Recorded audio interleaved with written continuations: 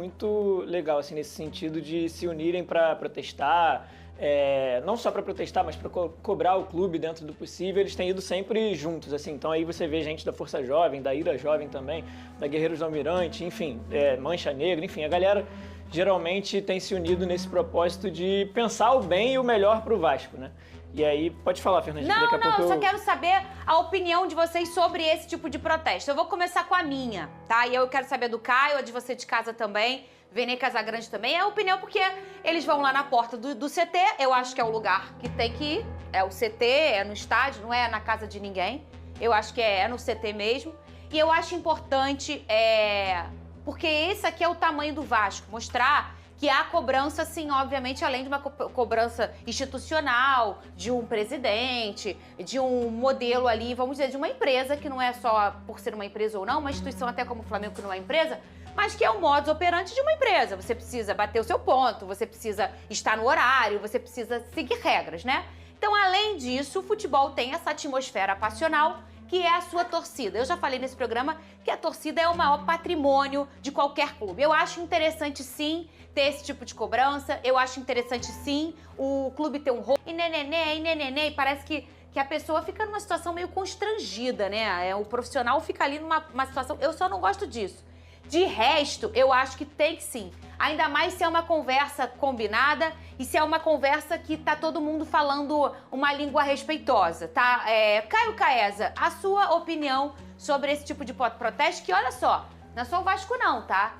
Quem joga no Rio de Janeiro e acaba se apaixonando pela nossa cidade maravilhosa, que acontece muito com os jogadores, e às vezes não querem sair daqui, vocês entendam que aqui a nossa cultura carioca é essa aí. O Fluminense faz isso também, a torcida do Botafogo também faz e a torcida do Flamengo também faz. Essa é a forma que a gente... Os paulistas também. Então, mas aí eu tô falando do nosso Rio. O Mineiro também faz isso. Faz. O pessoal do Sul também faz. Futebol brasileiro em geral. Não, eu ia comentar que no caso do Vasco e do Fluminense é bom não fazerem no mesmo dia, porque é a mesma rua, né? Exatamente. Mas e aí, Caio, você é a favor desse tipo de protesto? Então, Fernandinho, acho que em primeiro lugar a gente tem que deixar claro aqui que a gente não é a favor de violência. E aí, violência é uma coisa e cobrança num clube grande é outra. Então, quando acaba saindo da cobrança para o âmbito da violência, a gente é totalmente contra.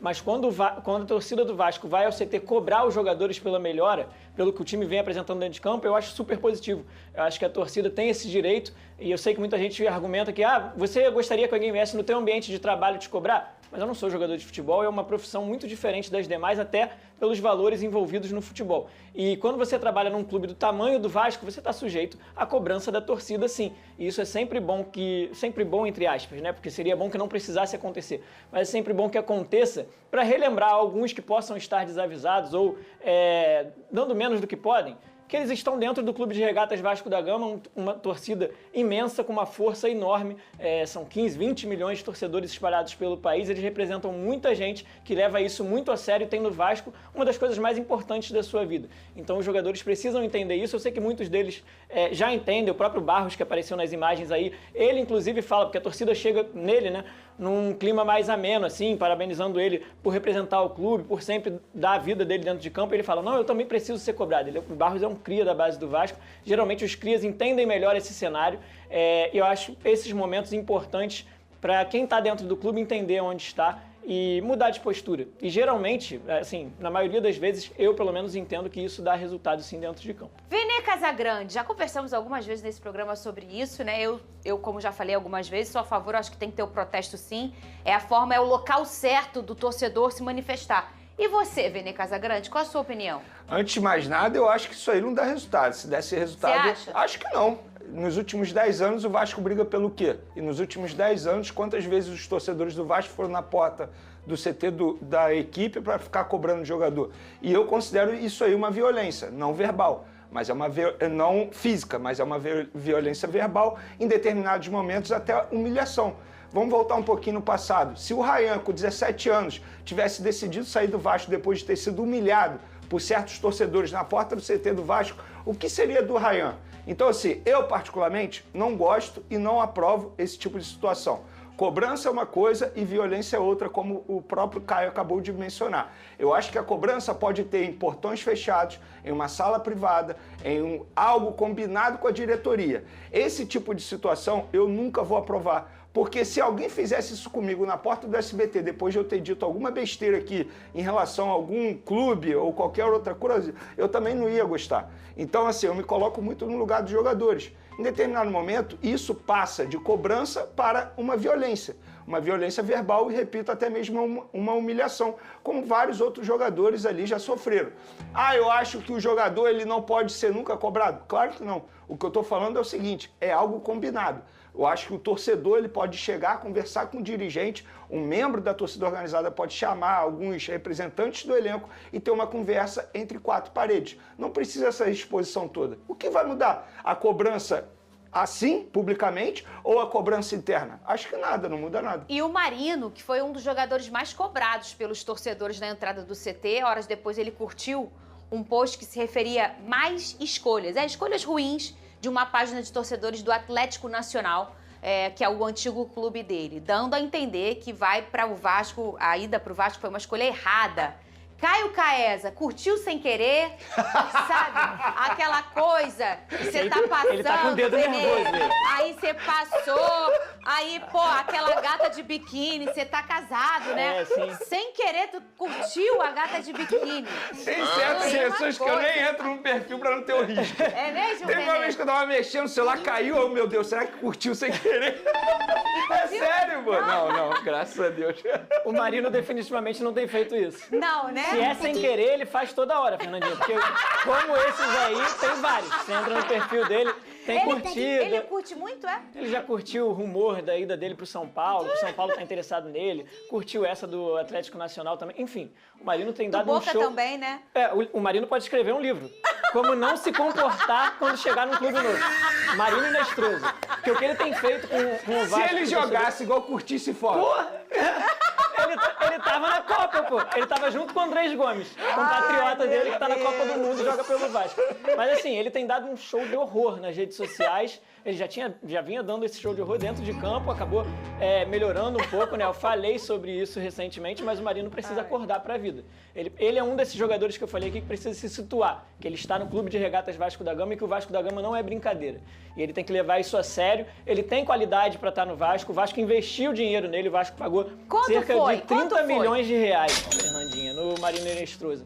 E assim, para a realidade do Vasco, que vinha muito tempo sem investir em jogadores e nos últimos anos passou a investir, é natural que os últimos atletas que chegaram no clube já estejam até no top maiores investimentos da história do Vasco, porque o Vasco ficou muito tempo sem investir mesmo. Vinha jogadores por empréstimo, jogadores em fim de contrato. E o Marino está entre os 5 maiores investimentos do Vasco, da história do Vasco. Então, assim, ele não é jogador para estar nesse nível, mas está. Então, o Vasco valorizou ele. O Vasco deu a ele algo que ele não tinha, inclusive. Ele ainda não tinha jogado no Brasil, no futebol profissional. Ele foi da base do Palmeiras, né? Mas num time de tanto alcance quanto o Vasco. E ele precisa aproveitar isso melhor. Que é um exemplo, ele tem do lado dele o Andrés Gomes, colombiano também, assim como ele, que chegou com muito menos holofote do que ele.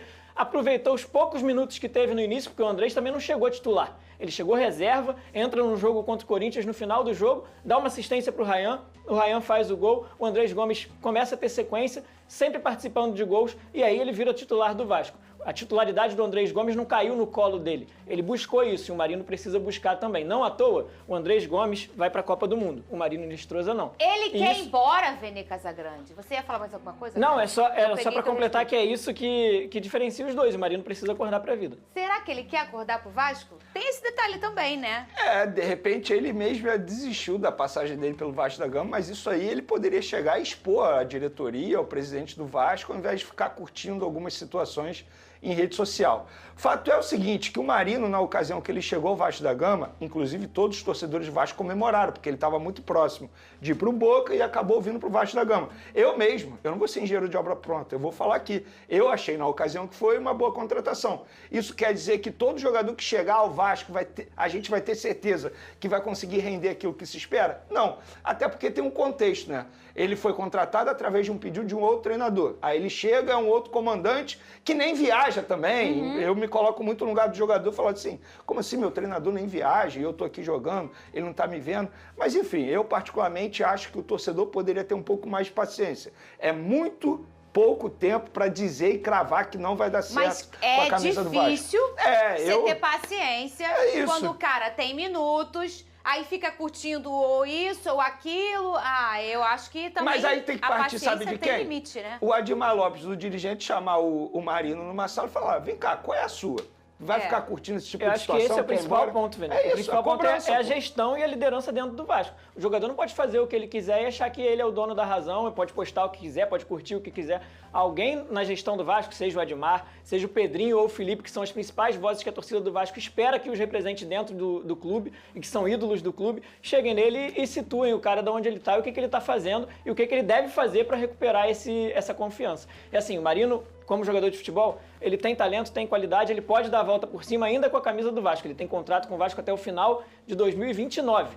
Então, como não dizer que o Vasco não valorizou esse atleta? Então, ele precisa dar essa resposta ao torcedor com seriedade, com respeito à camisa que ele veste, à torcida que ele representa. E o Andrés Gomes foi convocado pelo técnico da seleção da Colômbia para disputar a Copa do Mundo depois de 8 anos. E tá aí, você viu nesse momento o Vene Casagrande detonando geral após o protesto da torcida do Vasco da Gama em partidas que o Vasco vem jogando muito mal e a torcida foi cobrar os jogadores, né? A cobrança aconteceu ali de maneira severa, de maneira que deixou os jogadores ali bem apavorados, principalmente o Marino Rinestrosa. Você acha que é justo ou não essa cobrança do torcida do Vasco? Eu quero saber a sua opinião relacionada a tudo isso. Lembrando que o Vasco da Gama volta a campo contra o Barracas Central da Argentina, jogo na qual o Vasco precisa vencer para, quem sabe, sonhar com o primeiro lugar ou, dependendo, ir para o play-off da Sul-Americana, onde o Vasco vai enfrentar um terceiro colocado da Conmebol Libertadores. Você confia no Vasco nesse jogo contra o Barracas? Sim ou não? Quero saber a sua opinião relacionada a tudo isso. Peço a você que deixe o like, é muito importante para o nosso canal. Acione o sininho de notificação para não perder nenhum conteúdo. Nossa meta é alcançar o mais rápido possível 70 mil. Eu conto muito com a sua ajuda e também com a sua moral. Ficamos por aqui, velho. Tamo junto. E é nóis! Fui!